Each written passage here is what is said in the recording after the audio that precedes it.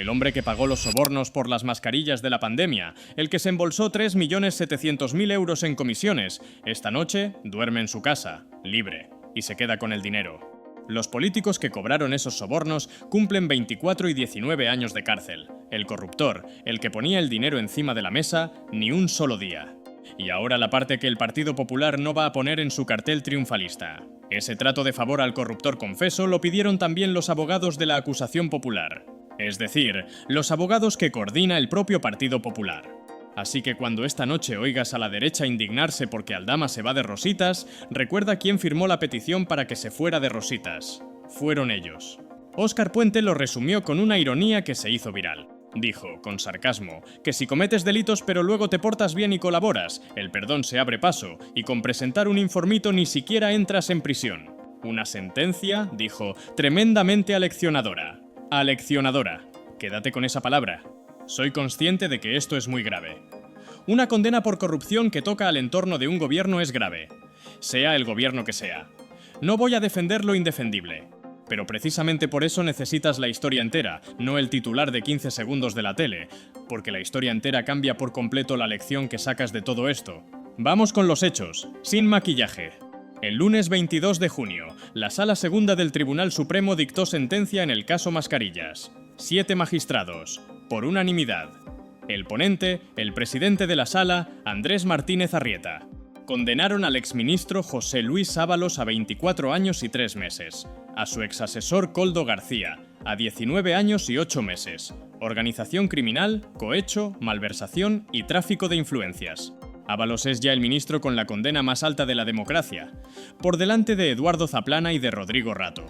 Y conviene recordarlo, porque Zaplana y Rato eran del Partido Popular. La corrupción que mete a un ministro en la cárcel no es patrimonio de nadie. El tribunal lo escribió con contundencia.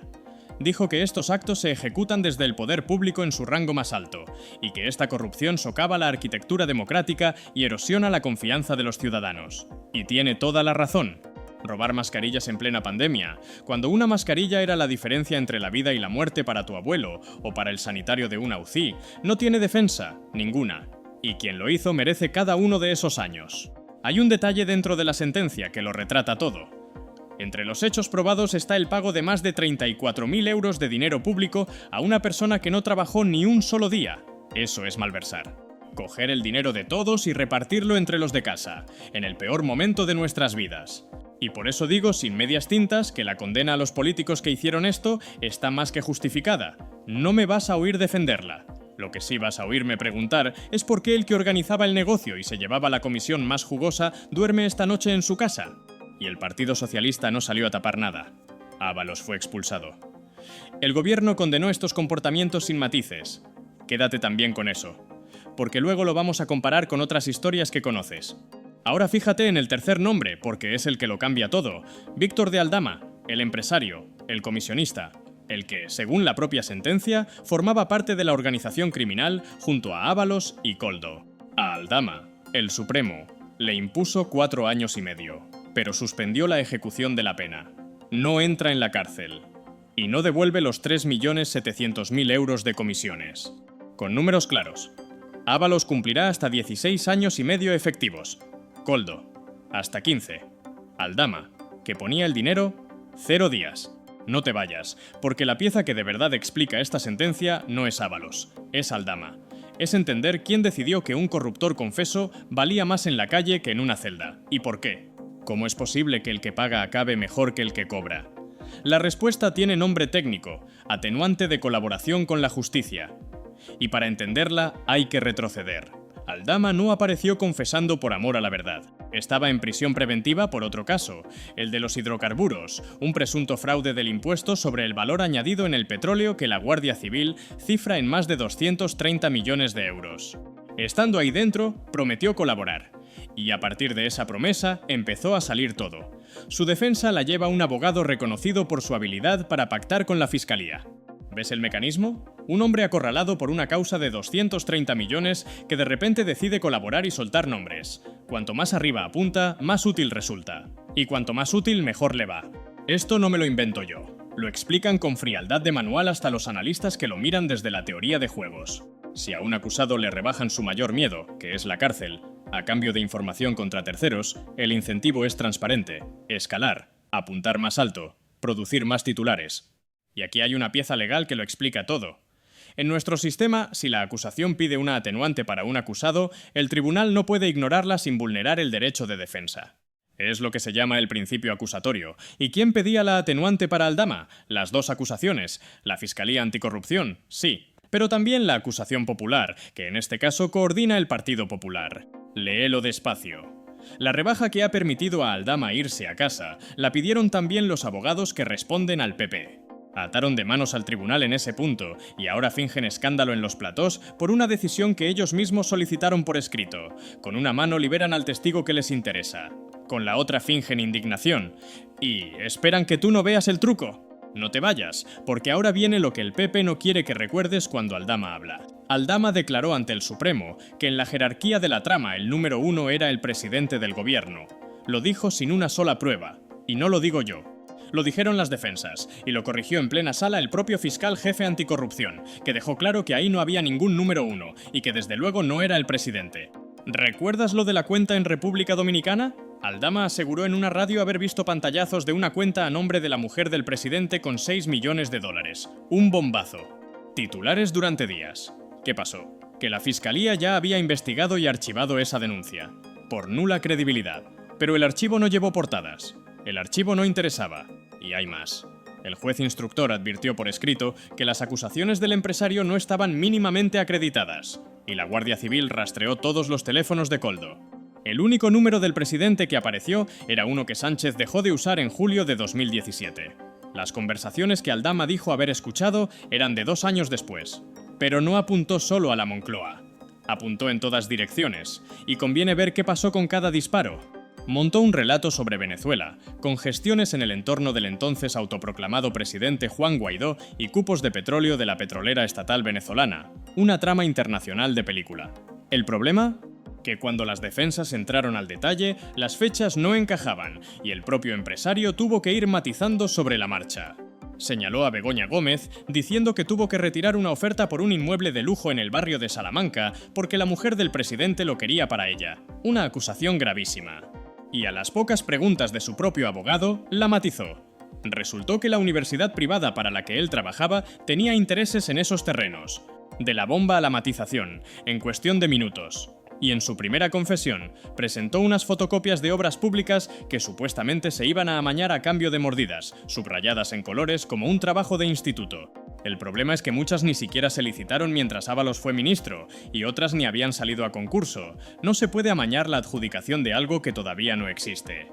El propio presidente del tribunal, Andrés Martínez Arrieta, tuvo incluso que recordar en sala que valorar la credibilidad de un acusado es tarea del tribunal, y no del propio acusado proclamando que su palabra está garantizada. El patrón se repite una y otra vez. Grande en el titular, pequeño en la prueba, acusación de portada, matización o desmentido en letra menuda. Y aquí te pido algo, porque tu inteligencia lo merece. Todo el mundo es inocente, mientras no se demuestre lo contrario. Todo el mundo. Las personas a las que Aldama señaló y que no han sido juzgadas siguen amparadas por la presunción de inocencia. Todas, sin excepción. Da igual el partido. La regla es la misma que aplicaría yo si el corruptor confeso fuera de derechas. Investígalo todo. No te creas nada sin prueba. Lo demás es ruido, y el ruido no condena a nadie. Y aún así, esa palabra ha sido oro para Ocdiario, para la COPE, para toda la maquinaria que necesitaba un testigo que apuntara al corazón de la Moncloa. Mientras al juez le faltaban pruebas, al plató le sobraba entusiasmo. Ahora mira el resultado de toda esa colaboración. El colaborador se va a casa, con sus millones, sin pisar la cárcel. La lección de Puente, escrita en piedra. El que cobra, a la cárcel. El que paga y delata, a casa con el dinero. No te vayas, porque ahora toca la pregunta que de verdad arde. La del todos son iguales. Seguro que la has oído 1000 veces. Todos roban. Da igual a quién votes. Es el mantra más cómodo y más desmovilizador que existe. Porque si todos son iguales, ¿para qué te vas a molestar? Quédate en casa. Vamos a comprobarlo con hechos. Cuando estalló esta trama, el Partido Socialista expulsó a Ábalos y la causa siguió su curso hasta la condena más alta a un ministro de la democracia. Duro, sí, pero el aparato del Estado funcionó contra el corrupto de su propia casa. Ahora retrocede al Partido Popular. La Gürtel acabó con el PP condenado como partícipe a título lucrativo y tumbó un gobierno entero a través de una moción de censura. ¿Y sabes quién defendió aquella moción contra la corrupción del PP en el año 2018? José Luis Ábalos, el mismo que hoy es el ministro más condenado de la democracia. La vida tiene un sentido del humor terrible. Pero la diferencia no está en que el PP tuviera corrupción. Está en lo que hizo con ella. Los papeles de Bárcenas, la caja B, los sobresueldos en negro. Expulsó al corrupto y dejó actuar a la justicia.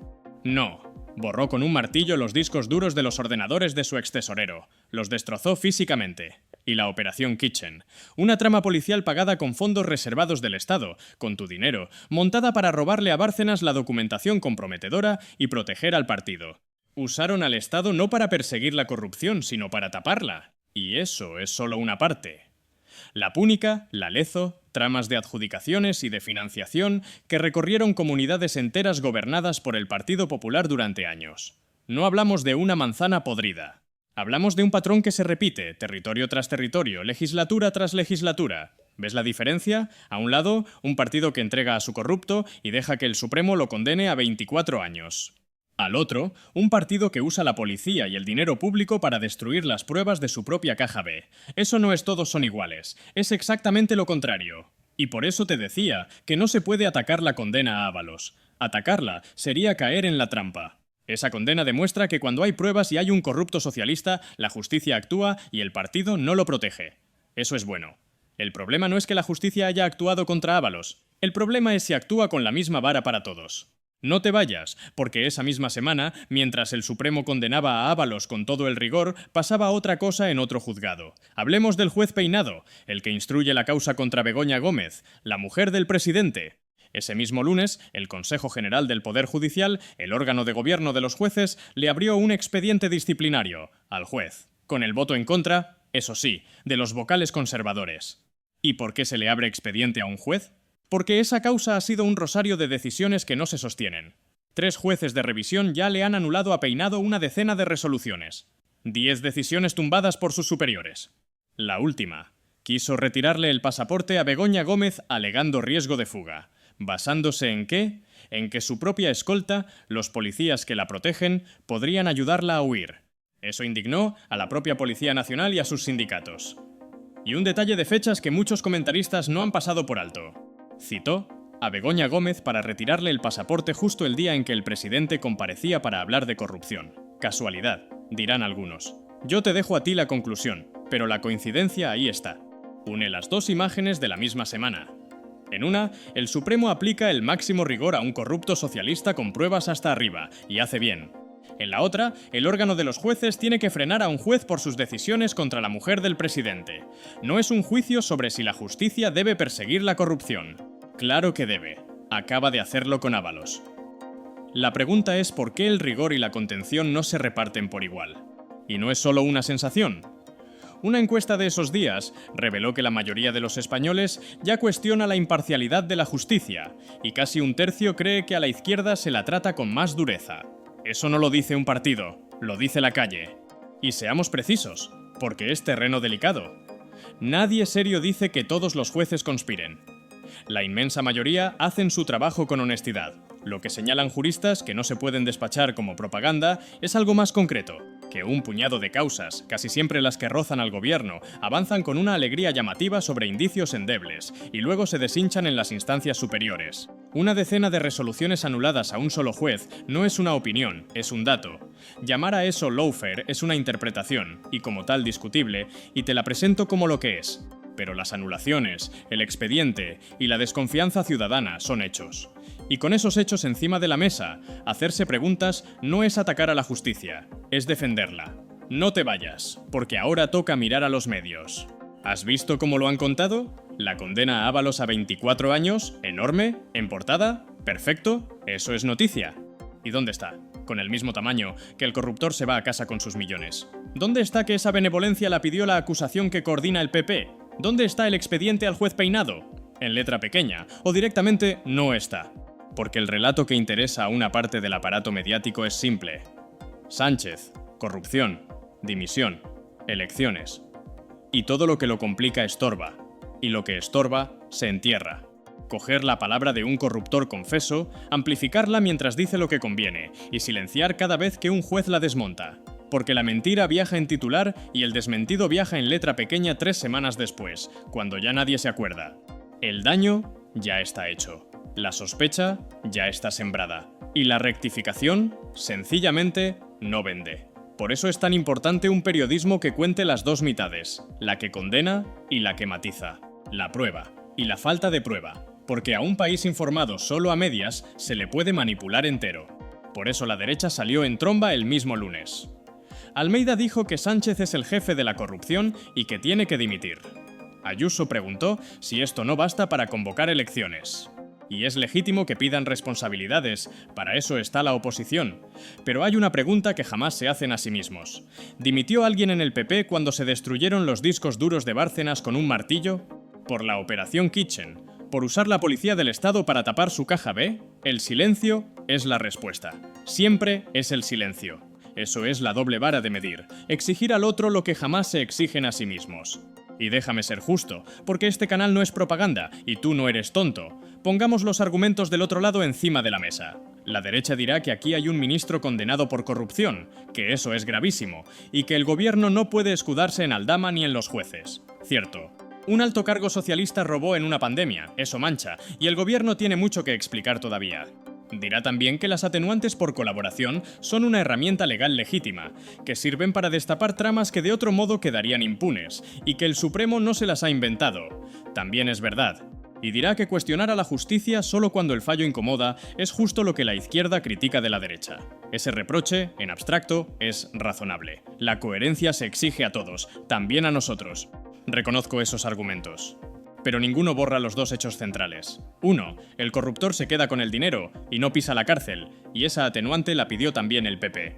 2. En la misma semana el órgano de los jueces tuvo que abrir expediente a otro juez por su persecución a la mujer del presidente, con una decena de resoluciones ya anuladas. Esos dos hechos conviven, y juntos cuentan una historia muy distinta a la del titular triunfalista. Y no te vayas, porque esto no ha terminado. Ni de lejos. La condena de las mascarillas cierra una pieza, una sola. Quedan otras abiertas en la Audiencia Nacional, donde Ábalos, Koldo y Aldama siguen apareciendo. Y sobre Aldama pende el caso que puede acabar siendo su verdadero problema, el de los hidrocarburos, ese fraude de más de 230 millones por el que estuvo preso antes de empezar a colaborar. ¿Te imaginas la ironía? Que el hombre al que el Supremo acaba de librar de la cárcel por colaborar en un caso, termine entrando por otro distinto. El tiempo lo dirá. Pero no apartes la vista, porque esta película no ha hecho más que entrar en su segunda mitad. Y al final de todo esto, hay víctimas que casi nadie nombra. La gente que se moría sola en una residencia, mientras unos se repartían comisiones por las mascarillas que debían protegerla. Los sanitarios que reutilizaban material porque no llegaba, mientras alguien hacía caja con cada pedido. Esa es la herida de verdad, y casi nunca aparece en los platós donde se grita por audiencia. Mientras el debate va de dimisiones y de elecciones, esas personas siguen sin que nadie les pida perdón.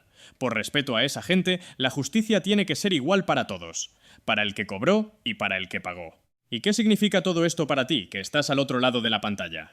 Significa que la frase de Puente no era una salida de tono, era un diagnóstico. El corruptor con buen abogado y disposición a delatar acaba mejor que el corrupto sin más. Y eso es un problema, porque la igualdad ante la ley o es real para todos o no es nada. No hay medias igualdades. O la ley vale igual para el que cobra y para el que paga, para el de izquierdas y para el de derechas, o deja de ser ley y se convierte en un arma que unos usan contra otros.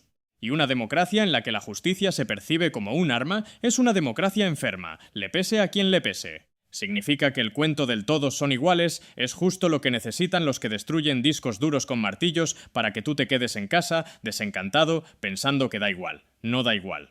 Nunca ha dado igual. La diferencia entre expulsar a tu corrupto y protegerlo con la policía del Estado es la diferencia entre una democracia que se cura y una que se pudre. Y tú decides en cada voto, en cada vídeo que compartes, en cada conversación de sobremesa, de qué lado de esa diferencia quieres que esté tu país. No es una decisión de políticos lejanos, es tuya. Siempre lo ha sido. Y significa que no puedes dejar que entierren esta historia completa debajo de un titular a medias. Así que te voy a pedir 3 cosas. La primera, comparte este vídeo.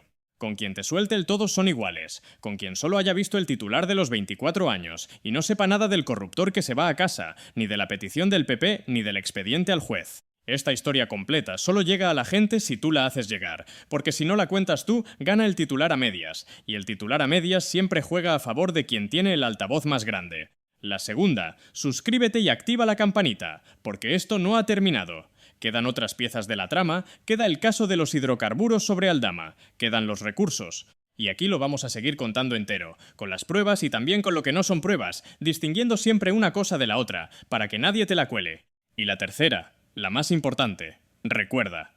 Recuerda quién entregó a su corrupto a la justicia y quién borró los discos duros con un martillo. Recuerda quién pide dimisiones que jamás se aplica a sí mismo. Y vota en consecuencia, con memoria, no con el último titular metido a presión la víspera de las elecciones, porque la memoria es lo único que la maquinaria del olvido no puede comprar. La justicia ha hablado sobre Ábalos, y ha hecho bien. Ahora tiene que hablar sobre todos los demás con la misma voz, con el mismo rigor, con la misma contención, para el que cobra y para el que paga, para la derecha y para la izquierda.